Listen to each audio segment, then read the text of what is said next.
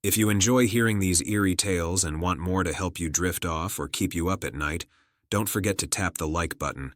It really helps the channel grow. The nurse who swaps babies. We have been onto a nurse who is under suspicion for switching babies when they have just been born. Right now, she is simply under suspicion, and we are trying to have a close look at her and how she works. The reason she is under suspicion is because many workers have reported to me that they have seen her switching babies. This nurse has worked here for a long time, and she is in her 70s now. She is one of those that doesn't want to retire, and she has even held me as a baby when my parents gave birth to me. So when I heard from a couple of workers who work at the hospital that she has been switching babies, I couldn't believe it.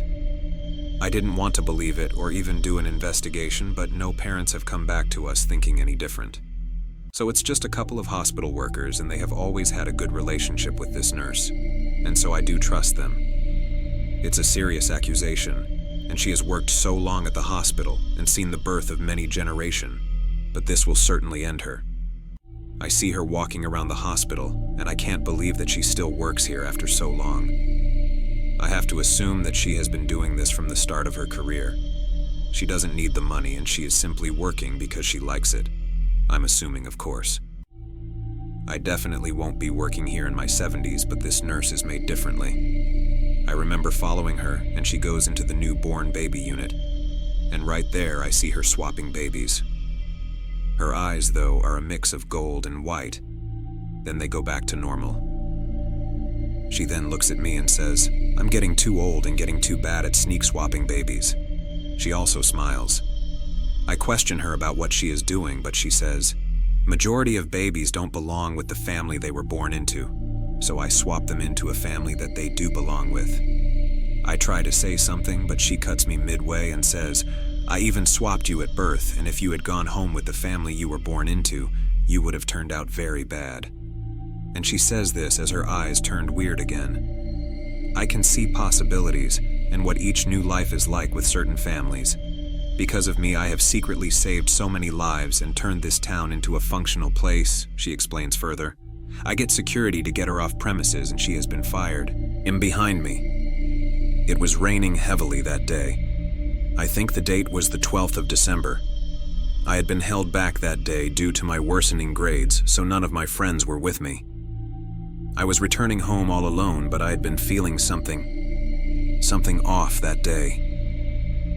Walking down the road, I had kept my head low.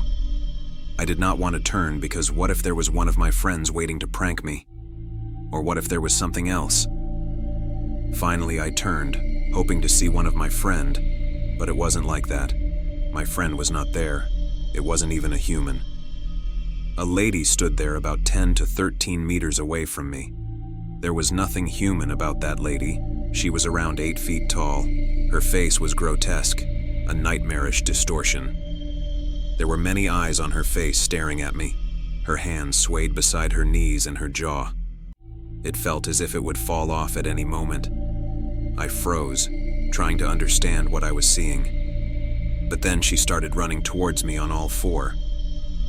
I was held aback and closed my eyes in response. It took a lot of courage to open my eyes, but she stood just there where she was when I closed my eyes. But somehow, me seeing her triggered something in her, and she started sprinting again. My heart leapt to my throat, and I ran towards my home without taking a look behind.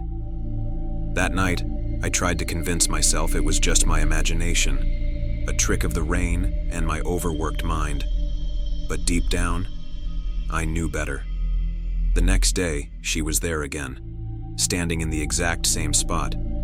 My stomach churned as I realized her movements were tied to me. Every time I looked at her, she moved closer. So I resolved not to look at her at all.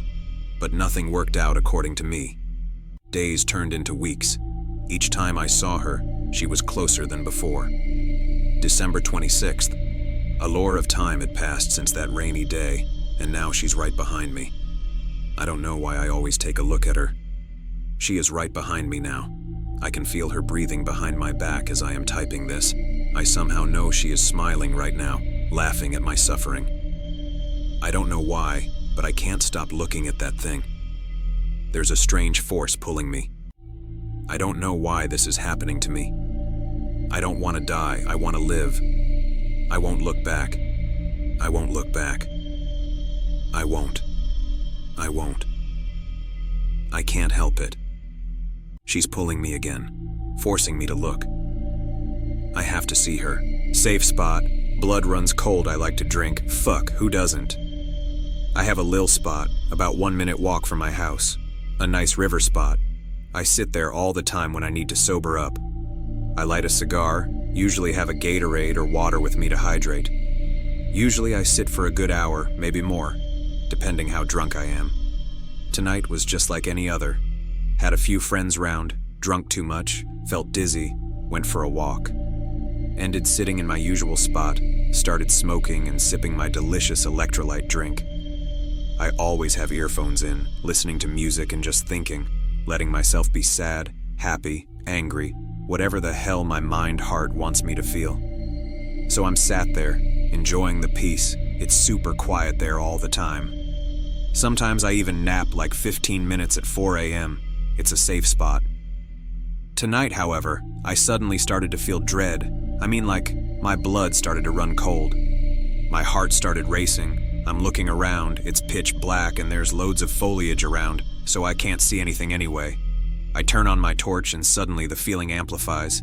It's like whatever was there could feel me. When I hit the torch, it could see me. After about 20 seconds with the torch on, I walked away.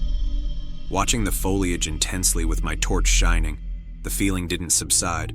From there all the way back to my house, I was looking over my shoulder constantly. Anyway, I make it back to my house, take a breath, roll some Blue Lotus. After an experience like that, I want some fucking cool dreams. Anyway, isn't it strange? What could have been there? I never let my mind trail with things like this. I always trust my gut. If it tells me to go, I go. Sorry there was no peak of this story. It just felt so intense for me. I wanted to share it.